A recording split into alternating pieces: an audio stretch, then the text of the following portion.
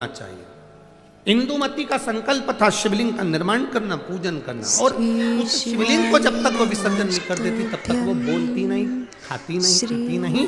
और कोई बीच में आकर अगर मान लो किसी सेना ने आक्रमण भी कर लिया तो उसको शस्त्र से लड़ने की जरूरत नहीं पड़ती थी।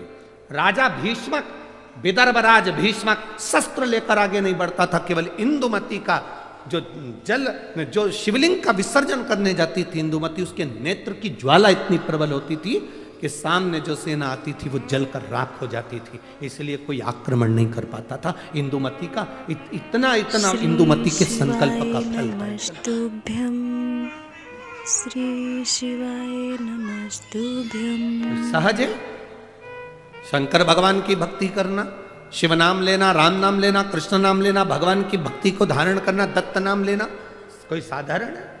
आप जिस भाव से भगवान की भक्ति कर रहे हैं वो भगवान की भक्ति भगवान स्वीकार करता है।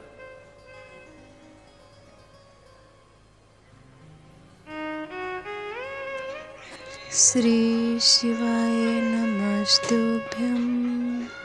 श्री शिवाय नमस्तुभ्यं। केवल मृत्यु लोक में बैठकर भगवान का नाम लेना और उस तक पहुंचना। आजकल के नवयुवक लड़के बहुत सारे प्रश्न करते हैं। नवयुवक लड़कों को जान दो, बहुत सारे ऐसे भी आते हैं मीडिया में भी कि ऐसे ऐसे प्रश्न करते हैं कि लगता है अपने को कि क्या प्रश्न करा। अभी यहाँ कथा थी धूलिया में, तो एक मीडिया वाले ने प्रश्न किया कि आप लोग सनातन धर्म की ध्वजा लेकर आगे चलते हो, कहते हो दिया लगाओ, अगरबत्ती लगाओ, भगवान की पूजन करो, मंदिर जाओ, एक लोटा जल चढ़ाओ, भगवान शंकर का नाम लो। क्या भगवान को मालूम पड़ता है किसने नाम लिया?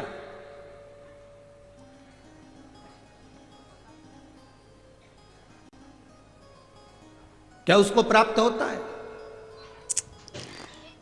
हमने धूलिया की कथा में एक बात कही थी कि आपके यहाँ केले का पेड़ लगा, ठीक है? अरे बोलो तो जम के, ठीक है? केले के पेड़ को पानी देना है, इसमें केला लगाना है, तो एक एक पत्ती को पकड़कर पानी दोगे क्या? पानी कहां दोगे? नीचे जड़ में।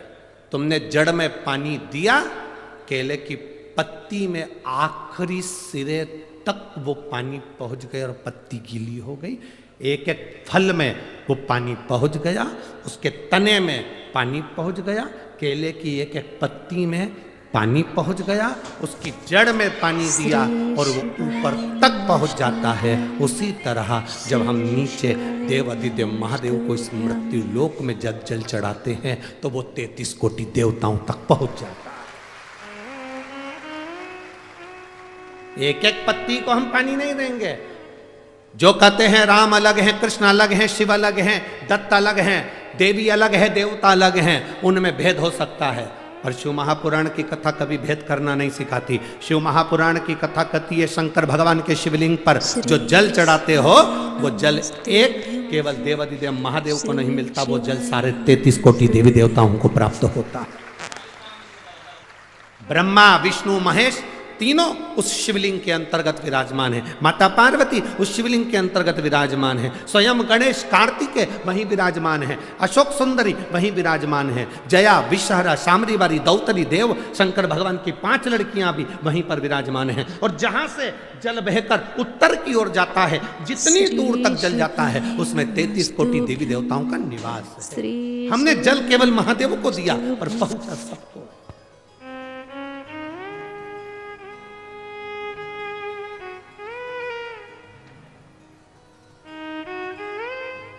आप में से कितने लोग हैं जो शंकर जी को रोज 1 लोटा जल चढ़ाते हैं? उठाओ जरा हाथ। सभी हो? धर लो, वापिस धरो, वापिस धरो।